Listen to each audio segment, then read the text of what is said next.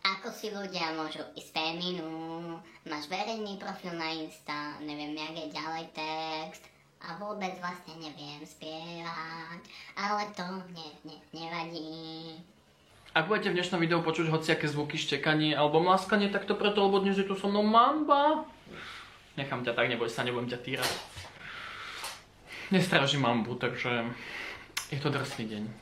Dajte like Mambe. Mamba si to zaslúži, pozrite sa. Green screenu si spravila... Ja neviem čo to je. Pelech.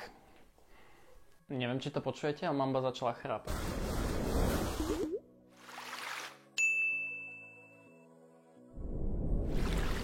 Ahojte, tu je Ben. No a posledne som na nete našiel o mne taký jeden článok. No a ako som pod tým článkom čítal komentáre, našiel som toto.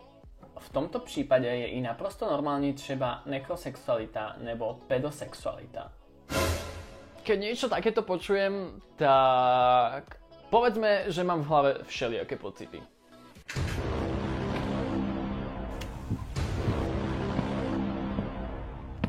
Bohužiaľ, pravdou ale je, že v našich končinách je takýchto názorov neúrekom. Preboha, ako môžeš byť taký primitív? Well... Backrolls?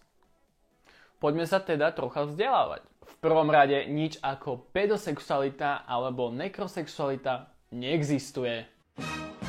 Správne je nekrofília a pedofília. No a ak ste trocha múdrejší, už teraz vám došlo, aký je v tom rozdiel. Aha! To mi nejako nevychádza. Teraz vás možno trocha prekvapím, ale s vašou sexuálnou orientáciou to nemá nič spoločné. Sú to totiž sexuálne deviácie, ktoré nie sú príliš v poriadku a mali by sa liečiť. No a to, či si gay, lesba alebo kaktus, je tvoja sexuálna orientácia. Pravdou ale ostáva, že či si heterák...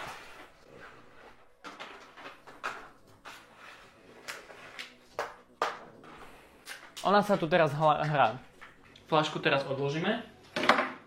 Až potom sa hráme s flaškou. Hej, ona ju tam hľadá. Pravdou ale ostáva, že či si heterák alebo gay, stále môžeš byť aj peďák. V tomto prípade totiž vôbec...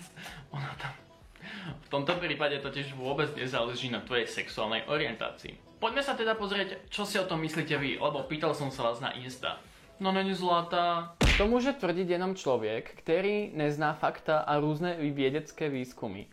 LGBT sú normálni. Well, somebody's educated. Palec hore.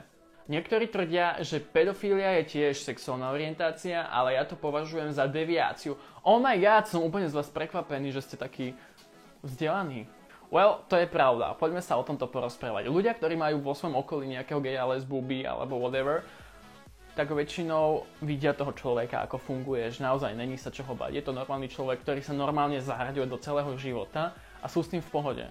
Na rozdiel od ľudí, ktorí žijú v dedinkách, ako sú Fekešovce a nikdy nejakého geja nezažili, tak tam je tá miera tých stereotypov a tých predsudkov oveľa vyššia.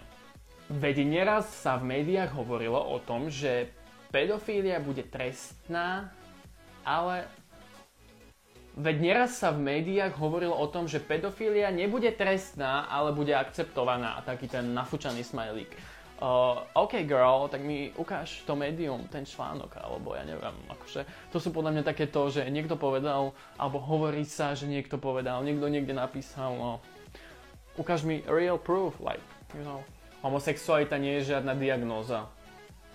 Ja ti verím, len ľudia niektorí sú úplne mimo, viete. To sú ľudia, ktorí proste iba hejtujú a sami nevedia svoj názor zdôvodniť rozumnými argumentami. Toto bolo veľmi dobré a veľmi rozumne napísané, s tým úplne súhlasím. Ako náhle som dala von, že som bi, v triede ma všetci zastávali, ale ostatní hovorili, že vraj som nekrofilka. Nechápavo som na nich pozerala, ale však nevadí, no. Nepoznajú rozdiely. Akože, to sa bavíme o akej triede? Tretia trieda na základnej škole, alebo čo? Ako môže byť, ja neviem, proste to tak tie deti vychovávajú tí ľudia, alebo ako to, že už v deťoch je to takto zakorenené? Vysvetlite mi to niekto, prosím, do komentára, lebo ja len nechápavo pozerám na tom. Ježiš, tento človek to úplne dobre napísal. Je veľký rozdiel medzi niečím, čo má príponu fília a niečím, čo má príponu sexualita. Ty si múdry človek, ty ma followuj aj ďalej. OK, decka, myslím si, že sme sa práve dostali na koniec tohto videa. Myslím si, že takéto veci si zaslúžia, aby ste to zdieľali, hlavne takým tým ľuďom, ktorí sú proste úplne vygumovaní. Akože, ako si to povieme, no tak. Keď vám nejaký chuj, vyjadrujem sa slušne, niekedy povie nejakú homofóbnu sračku, tak mu proste pošlite toto video alebo nejaké iné. Ja si myslím, že o takýchto veciach je veľmi potrebné rozprávať. Myslím si, že už je to trocha ľahšie, takže sa nebojte nikomu to poslať, už to zdieľajte. A poďme otvárať oči ďalším a ďalším ľuďom. Nech to vidí čo najviac ľudí a nech čo najviac ľudí pochopí, že aj my sme iba ľudia. Tak sa majte krásne, uvidíme sa na budúce a buďte pozitívni. Čaute, čaute.